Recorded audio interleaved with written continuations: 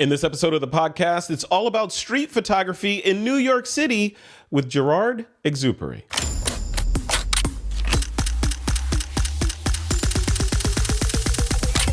This is TWiP. Welcome back to another episode of This Week in Photo. I am your host, Frederick Van Johnson. Today on the show, I've got Gerard Exupery. He's a veteran New York City-based street photographer that knows more about street photography than or has forgotten more about it than I probably will ever know about street photography. We're going to dive into that a little bit, as well as what it's like shooting in and around New York City now and before pandemic, all that stuff. We're going to talk about gear, all this stuff. So, Gerard, welcome to the show, man. How's it going? Very well. Glad to be here. Yeah, it is good to have you here, man. I'm excited to chat. So we've got, the genre of street photography and then the genre of, let's call it photojournalism or, that world of shooting. What's the difference? What's the difference between street photography and that? I think that with photojournalism, you tend to think in terms of projects, not just one image, a series of images that tell a complete story. And I think with street photography, it's generally just one image. Okay. Has got to tell the story. It's like one at a time. So let's rewind back to the time let's do the origin story thing. So cue the flashback, right? So the origin story of Gerard, what was that moment where you knew that, okay, I feel like I need to be taking pictures of this amazing city I live in? Well, on my planet, we didn't really have photography. And, when I came to Earth, I'm sorry. All right, Mort. It's funny. It's the only thing I've ever wanted to do since as far back as I can remember. One of my earliest memories is of my father steadying his Rolleiflex in my hand while I took the first picture I ever took, and which was a ship underneath the Verrazano Bridge. And it just stuck in my mind. He passed away about a year after that. And, it just all these feelings about photography and loss, let's say, I don't know, all came together, and I just knew that this is the direction I wanted to go in. Yeah. And it's a good direction because it's the world of photography from my standpoint. I don't know if you agree with this, but it's equal parts geekery, right? Because we like the technology and all that stuff. And then it's psychology. Like it's when you're dealing with the public and trying to get the right shot or get the shot or permission to do the shot. And and all of this stuff in between, psychology, science, physics, all that. It's all wrapped up into that time machine that we call a camera. So fast forward to now, right? The present or the recent present, let's call it like this past 5 or so years, maybe decade, your adventures in and around New York City, right? I can't imagine being a street photographer there for just an extended period of time. When I'm there, it's overload. It's just like, what do I take pictures of? I don't know. There's too much. It's too much going on. You get analysis paralysis. What have been some of the standout experiences you've had in the city over the past decade or so that you're like, okay, I got to tell this bar story? Wow. Wow. You got to pick one, man. You got to pick one. I think the defining. It's further back than 10 years, but sure. For me, the defining event was I was involved in a robbery in a camera store, and it's a long story, but it was a rather traumatic thing. Somebody was killed, and oh my God, and I got roughed up a little bit, and it wasn't pleasant, but it was after that I realized, well, putting yourself out there, making yourself vulnerable, and taking pictures of strangers, asking or, I think covertly taking pictures of people is, for me, it's just not right? Mm-hmm. So if you're going to ask or you're just going to be obvious about it, you got to put yourself out there a bit. And up until that point, I didn't know what I was expecting to happen. But after that, I figured, well, what's the worst that can happen? I already found out what the worst that could happen was. Yeah. And it really, it helped me it taught me to be very aware of my surroundings, almost in a comfortable way though, so that, okay, let's not ever forget, I've gotten into situations where, drug dealers on a corner, and I was taking a picture actually of this house that, was foreclosed and abandoned, actually in Paterson, not New York City, Paterson, New Mm-hmm. Jersey, which Mm-hmm. is really exciting town. It And does. They've got a water tower. they've got a waterfall. Yeah, there you go. And a crappy movie was made by Jim Jarmusch about it last 2 years ago. In any case, and I'm standing there and I'm taking pictures, and I hear this guy walking up to me, and it was interesting because there were like two or three guys on each corner, but not the corner I was on where the house was. And I'm taking pictures, and this guy comes up behind me, and I have the camera up to my eye, and I can hear him. I'm aware of him, and he says, "Hey, what are you doing?" I told him flat out. I said, "Oh, I'm taking pictures of buildings that have been foreclosed on, and properties that have been abandoned, families that have gotten kicked out, and what have you." And he goes, "Oh," and then he goes, "How much do you think they want for that house?" I said, "Oh, I don't know, but whatever it is, it's going to be pretty cheap." And we had this kind of, conversation, and it was nothing. And I think that what I've learned, and I've been in a number of situations where my mother would say, "Oh, don't you do that." But where, if you just keep calm and you smile and you treat people with respect, that's how you're going to get treated. Yeah. And the world will move on. Yeah, I mean, but at the same time, it takes a certain amount of courage, and commitment to the art of photography to put yourself in potential harm's way, right? Because you never know who's going to see you, especially these days, right? You don't know who's going to feel what way about you taking their picture and feel like they should retaliate against you, or maybe they shouldn't be where they are, and you take a picture. How do you navigate that piece? Does that ever pop into your head of am I, I don't know. That's what stops me from wanting to not use a long lens, right? Okay. When I was always shooting on the subway, and I still do,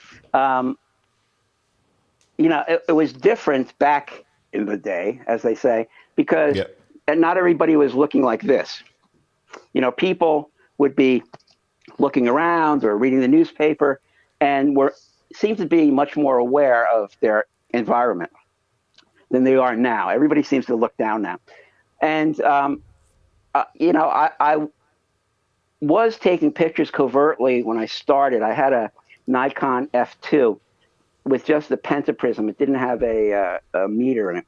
And I would pull the top off, and I would hold it down at, gut level and be looking and, playing around with the camera like there was something wrong with it. And after doing that for a few moments, people don't care, one way or the other.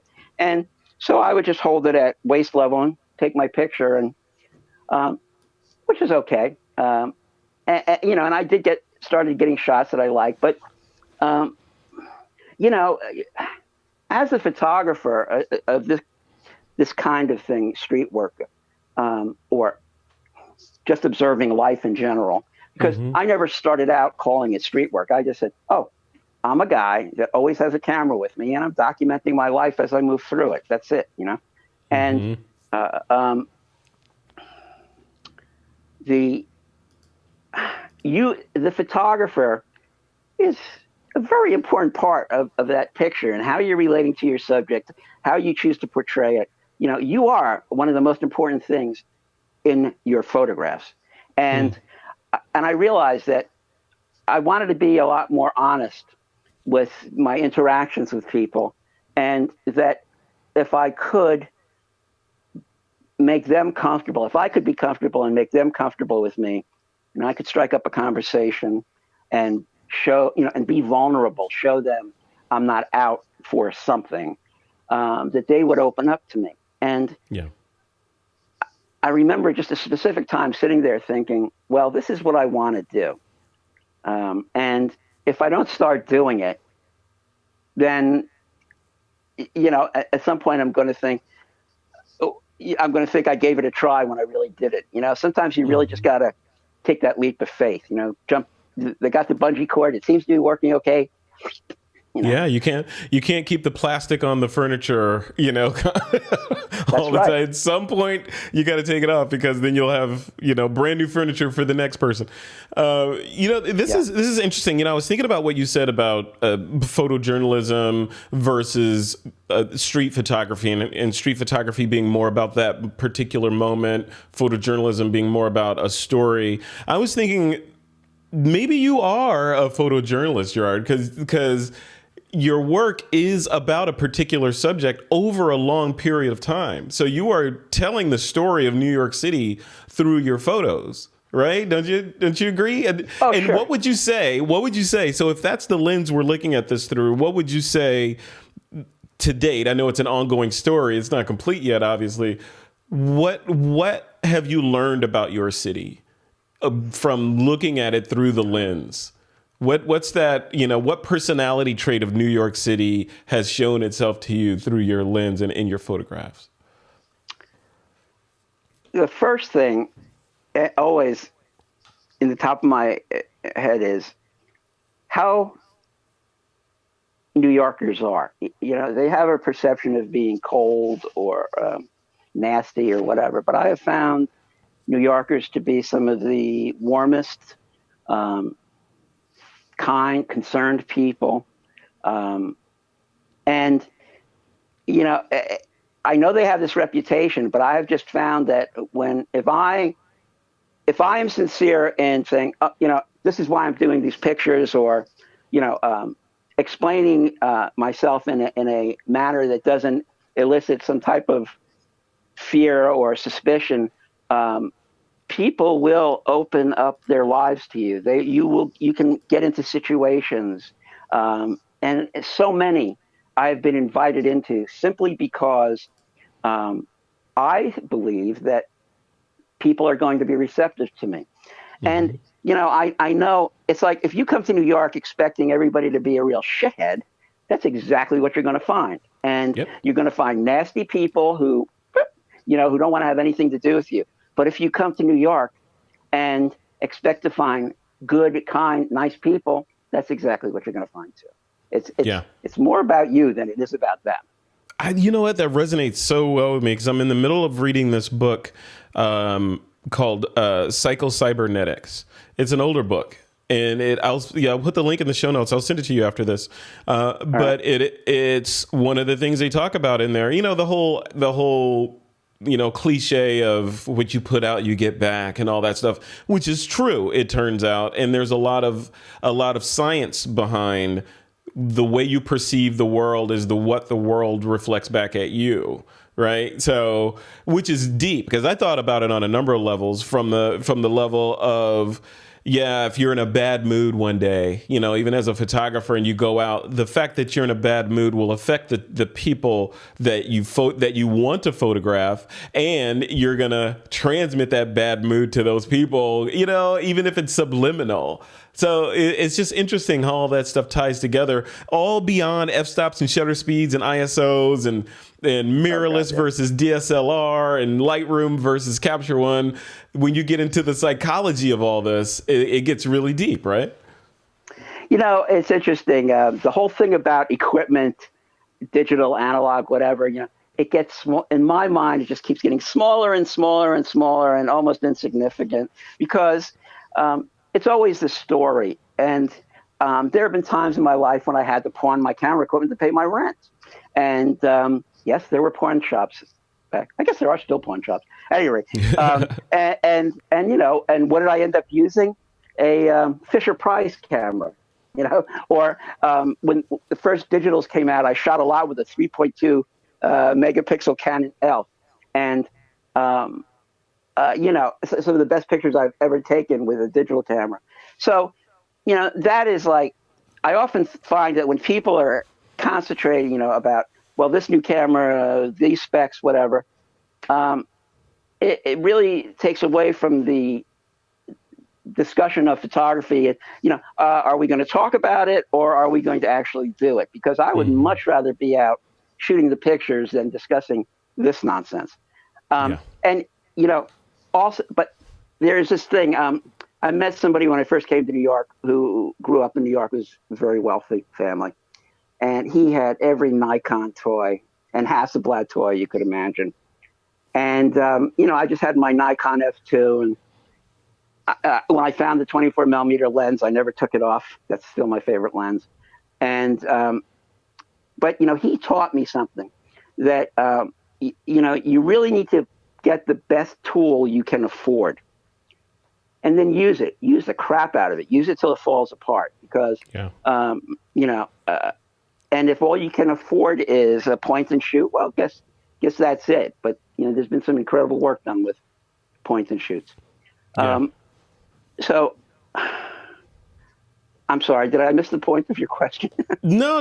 You hit it right in the head. And it's the encumbrance of too much gear. And I like to say, I feel, sometimes I feel sorry for rich people or rich photographers because they can buy everything, and sometimes they do. They got the drones, the 360 cameras, multiple camera bodies, lenses, strobes, on and on and on. They get all this stuff, and then they have to figure out, okay, what do I want to use this stuff? What can I make cool? What do I want to make cool? Versus as the non-rich person that wants to make a particular photo, and they got to make it work with very little stuff, which means, you put more into it. So, I think having too much access for the artist it seems like, yeah, it'd be great to have every lens Nikon ever made. But if you get every lens Nikon ever made, will you ever become intimate with any one of those lenses? Right? Yeah. How long does that, it's funny. I had that 24 millimeter lens for 3 months before I was able to use it effectively shooting people, because you didn't want to make them look weird. But and the great thing about that Nikon 2.8 24 millimeter lens, which I bought. Oh, nice! I rebought. I got this a couple of months ago, and this is Nikon the lens, Matt. right? Awesome. Right, and it was in great for $150. Wow! Right, and that it's rectilinear. That as long as you keep the horizon level, you minimize that kind of distortion. And I always tend to you deal with negative space. And once I learned how to use it, it was like, oh God, I'd have to, a 35 millimeter lens, where the lens went in for cleaning, and I have the 35 millimeter lens, which I never used. And it takes time to learn your equipment. And, when I've been asked, well, what advice would you give people getting into street photography? It is one camera. You don't need multiple cameras, one lens and a lot of film or batteries. And, you go out, and as my mother used to say, don't come back before 5 o'clock or you're going to be in trouble. You go out and because unless you are, see, the older I get, the more I realize that, photography is this wonderful thing. Yeah. But it's ancillary to living your life, at least for the photography I do. It's ancillary to living your life and having adventures and doing different things and documenting it. It's a part of that process. In the last few years, I started writing about photography and coming to terms with our pictures, because we who do this kind of documentary work, have this incredible window into our own lives, how we've grown and, the people we've met and the mistakes we've made and the really stupid mistakes we've made. And I love writing about that now. I couldn't have done it years ago because I was just too crazy. And, now that I'm older and I have the perspective, but, the mechanics of it, just give me a camera, any camera. I'll make it work. I love it. That's like the MacGyver or the James Bond modality, right? It's like, you got to get out of the situation with what you have at hand by any means necessary. Get it done. Like, well, I'm James Bond. Unless I have my specific kind of gun, I can't get out of this situation, right? My Walther PPK. Let me show you something else. Yeah. I'm sorry. All right. So I had some pictures published in a magazine called Monroe Magazine about a year and a half ago, MONROWE. And they were all my analog shots from, film shots from years ago. I've been shooting digital for about 20 years. And the woman, her name is Stephanie Pappas. She's an editor there. Fantastic person. And we would get into these discussions. And she does not accept digital work, only film work. And I thought, oh yeah? Well, I substituted in a couple of digital images. And, looking at them up against the analog ones, it was like getting an ice pick in the eye. It was like, oh my God, that there was such a glaring qualitative difference, not good or bad, but just different. Mm-hmm. And it started me thinking about, why did I ever just dump film and only do the digital thing? Primarily because I hated being in the darkroom, like I had spent most of my life in there. And I liked the instant gratification. Gimme. But you know what? I had some digital gear go walking off. And in terms of replacing it, I decided I've always wanted a Leica. It's supposed to be the street camera. Yep. It's film. And you know what? When you get past hey, how come I can't see the picture? No LCD. It's like the way we used to do it, Just shoot and pray. Yep, that's right. You had to be good, right? It was shoot and pray, but it was also, I know that I'm going to get into good exposure because I'm experienced with what this lens does, and these settings on my camera. So it is this time of day, click, right? And serendipity. How many people? What's that? How many times I have heard the conversation about f-stops and shutter speeds? Now growing up in analog. And the reason I like the Fuji cameras in particular is they've got f-stops on the lens, they got a shutter speed dial, and they've got an ISO or ASA, as we used to call it, dial. And you know what? Yep. If you knew all that stuff from analog days, you're going to get that digital camera to work. It wasn't like you had to know all the menus and stuff. This is just how photography has always been. F-stop, shutter speed, how they correlate. And I run into so many kids, people who have no foundation in the basics, which is in my film school, in my school of street photography, which I am going to teach someday. It would be, we're going to start with Tri-X, nice simple film camera, and understand focal depth of field. Bokeh. What the hell's bokeh? It's depth of field.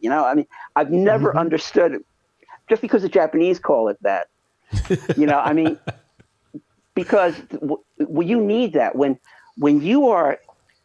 I've been in places in the subway or at night shooting, where you do have to really make some choices about exposure and whether you're going to, with film, push it or go for a much noisier image, whatever. That, having a foundation of those basics really pays off. It's important. It's important. And the other thing that's important is knowing why you're shooting, right? And I want to switch gears and talk about that a little bit. Okay. And you're the perfect person to talk about this too, because you've recently published a book, and a lot of the work that you've shot went into that book. And I would presume if you're doing another book, that's kind of on your mind. Publishing is the end of the road for these shots, right? So talk about that a little bit, like having going out with your camera in New York City and taking pictures versus knowing that I'm doing these shots for a particular reason, is that important? Did that guide you in the beginning, or was it kind of later you put it together and captured everything into print? Well, buckle up. Here we go. When I was a kid and always wanted to do photography, I thought I was going to be like the great fashion photographer. I was going to be like David Hemmings and blow up and drive around in a Rolls convertible and get to sleep with all the models and just be cool. And the first assisting job I ever had was working for a fashion photographer. And within the first week, I realized it wasn't for me, simply because at the time it was so misogynistic. These poor women, this guy was awful. And after the first week, I realized this is not for me. And roughly at the same time, a girlfriend's mother showed me the Diane Arbus catalog from her, the retrospective at the Metropolitan Museum, which was held in 1972. She had killed herself in 71, I believe. And I had never seen work like that before. Wow. Prior to that, it was just like camera club aesthetic. Kittens, sunsets, pretty girls, canoes, whatever, and why am I not winning photo contests? But seeing Diane Arbus's work, that just blew my mind. It was like, you could really do this. People would, and it. Oh, I'm sorry. Hang on. So seeing Diane Arbus, her work, people would look at it and think, oh, why these freaky people? Why is she taking pictures of these ugly things? And I saw it as, oh no, she loved these subjects. She found something in these subjects that resonated within her. And that's what I wanted to do. And I knew that I would probably starve to death. And so, in truth, I've only started showing my pictures in the last 8-9 years. Really? I never showed my pictures. Out of how many years? How long have you been shooting? 40 years. Wow. Okay. I always knew. It's like I would drop the roll of film in my pocket and say, when I'm going to process that, and when I'm 60, I'm going to work on those. And which is pretty much what happened. If it wasn't for like Flickr, I always just thought my work was okay. And, it is okay. But the reaction that it started to get, it surprised me. And I don't regret the way I kept it to myself, because it's like removing ego from the equation, which is, I'm working on a book, so I got to take these pictures. No, I'm taking these pictures because I love to take these pictures. I'm taking these pictures because to me, this is beautiful. And I don't really care what any happens to them, but in reality, I obviously did care. So, let's see, about 18 months ago, I started showing my stuff on Flickr. People started asking me questions about it. Captions turned into paragraphs, paragraphs turned into stories. And my writing about photography is like on Petapixel and 35 mmc. It's all over the place. And if you Google my name, there are many articles I've written, which I never really knew that I had so much to say. And it was the pictures themselves informing me of this journey that I've been on. And part of that journey was all those years I spent commuting back and forth on the subway, and when I started to look at those pictures, I thought, well, I could try to have a show. Good luck with that. Because it's not like it was in when I was a young person. There were like many photo galleries in New York City, not so much anymore. And a very good friend of mine said, have you considered doing a book? No, I hadn't. But in 3 months, I had completed the first book on the subway, which has sold out a couple of times. I've got like 4 copies left. I've ordered another run of them. That's That's great. called Subway 1975, 1985. And now I've got an Indiegogo campaign going on for the second book, which is Women Hold Up Half the Sky, which is the women who have passed through my life during the past 40 years of street photography. Some who I've had relationships with and some who are strangers. And so it's about 100 photographs, this time hardcover and 11 by 13. So it's about 100 photographs and 10 short stories about coming of age and photography in New York City. So that's my Indiegogo campaign going on right now, which has actually got off to a really good start. I'm happy That's about good. that. That's good. And Hopefully I this will help. realized, oh, thank you. I hope it does. I realized that doing the book thing it's almost better than the gallery thing, because first of all, we're not supposed to be traveling so much, COVID, blah, blah, blah. And if you really want to hit an audience, well, obviously the web and what have you, but I've had people buy my book from Australia, Germany, Japan. It's been incredible. And, that I would never have had exposure like that, just sending out, contacting people online and asking if they would review my portfolio. Right. So right. So I think that removing my ego from the process when I was originally shooting and realizing that it was not a good, that for me to worry about how I was going to be making money with these pictures or what I was going to do with them. I didn't really worry about it at the time. I was a great black and white printer. I always had work custom printing. I had a film and video production company for 8 years.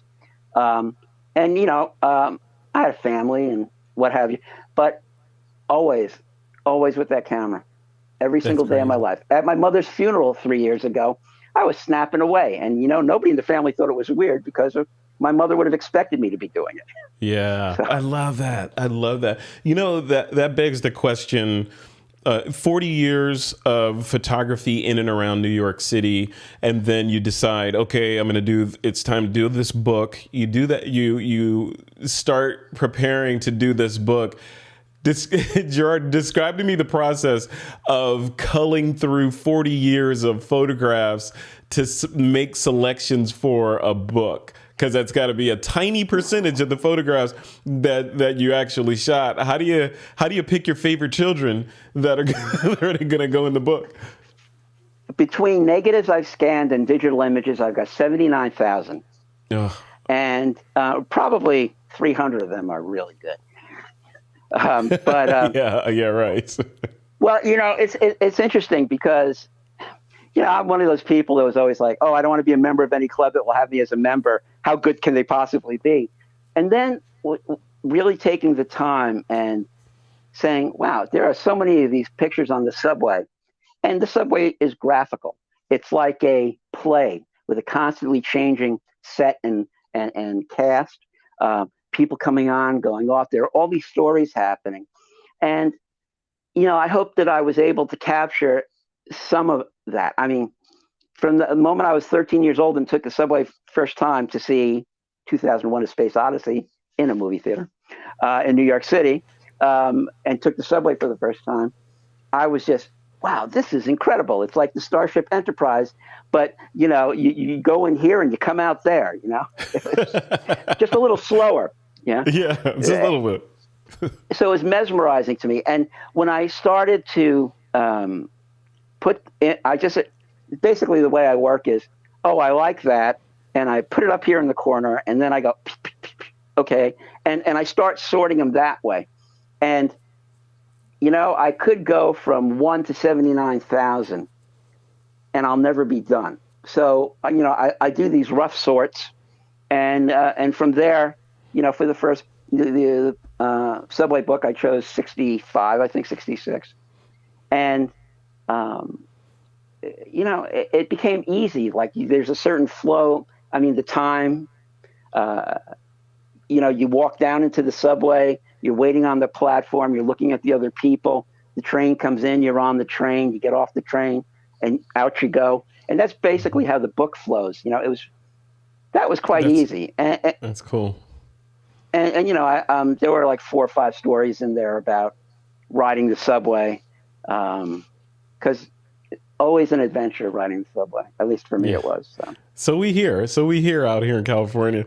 What is I want to. I know we have to end this in a second, but I'm curious about what is the kind of next step for the kind of photography that you do. Like, in other words, are you where you want to be skill wise, and this is your look, and you're good with that, and this is the Exupery style, or do you see yourself evolving and changing, or switching gears at all? Yeah, I'm curious about that from an artist standpoint. I've had people say, specifically my ex-wife, she said to me once how one of the nicest things she ever said to me was, and she was always pushing me. Why don't you show these? Why don't you show these? And she's an artist herself, and she said that my pictures seemed that like there were moments between the moments, that there was something spiritual, something mysterious, like what went on. But you'd be asking yourself what happened prior to and what was going to happen after.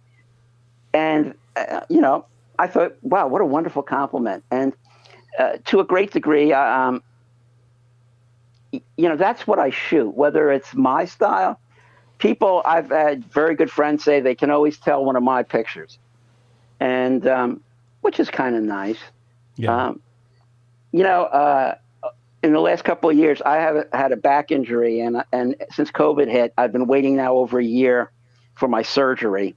It'll be 6 months before I can walk after that. But so I've been pretty much contained here, and it's given me the opportunity to deal with my backlog, my history of photography, and to see where I've been and to see who I am.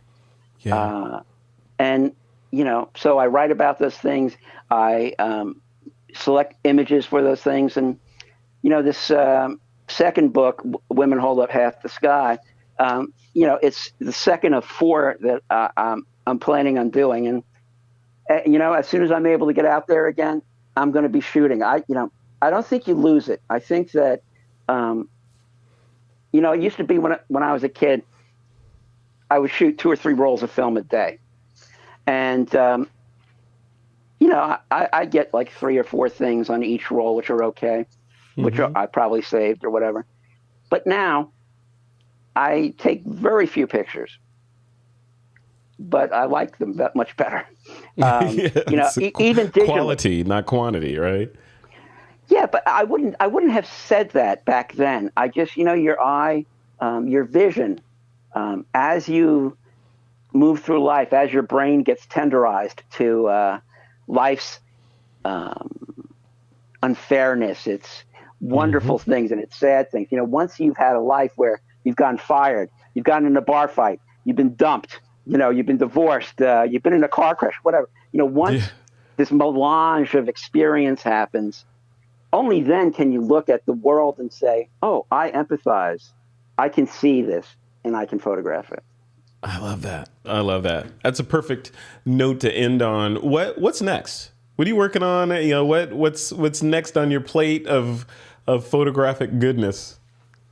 Just that, the Women Hold Up Half the Sky, that Indiegogo. Yep. It's got another 50 some odd days to run, and hopefully that will happen. And then I really have to make it happen. Then I really have to work on the. I've got most of the pictures picked out, but and I've got 2 stories I still have to write. But after that, I'm headed right back into town. I'm Nice. just going back. I don't care. Even if I can't walk, I'll get off the. I lived in the city for so many years, and I live only 11 miles from it now. So I'll get on the bus. I'll get off the bus. I'll sit on the subway, and if I can't walk around so much, okay, I'll just take pictures on the subway. That's You cool. can't do it if you're not there. Yeah, that's You amazing. can't do it if you're not out there taking pictures. So, That's yeah, right. that's pretty basic.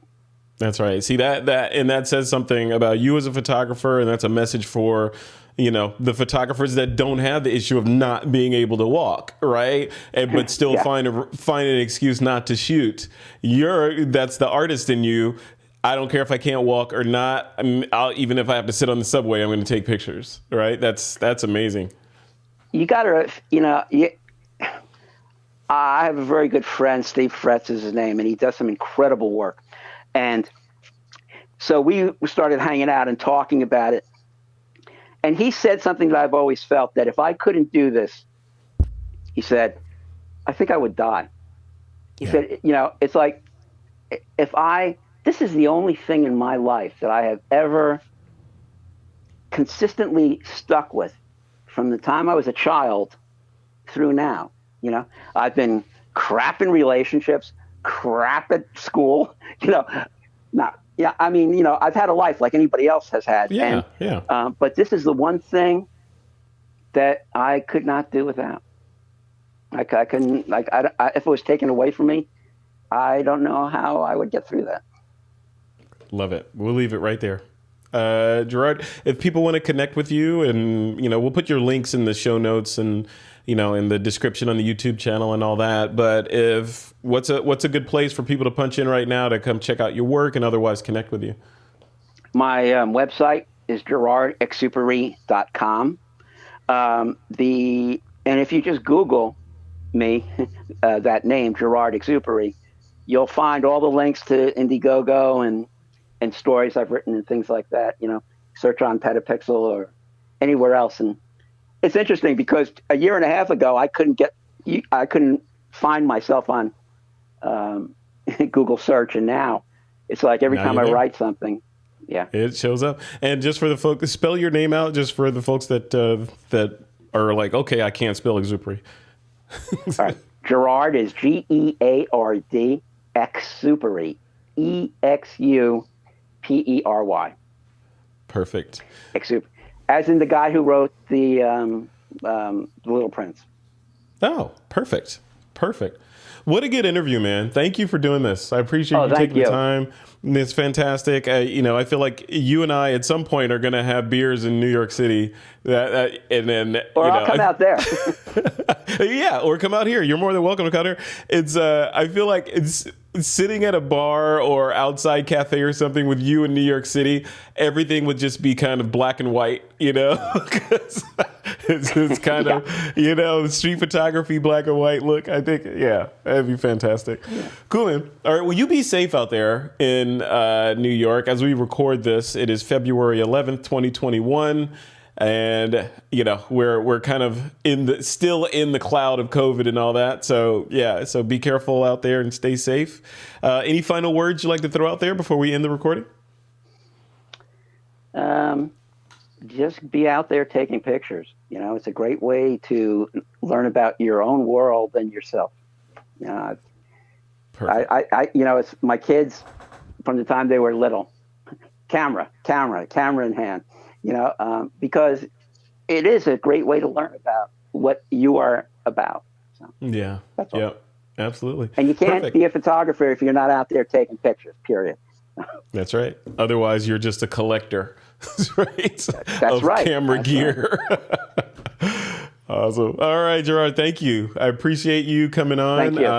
It was a pleasure having you on, man. And good luck with the Indiegogo campaign. We'll link to all that stuff in the notes, like I said before. And we'll check in on you a little bit and see how things are going.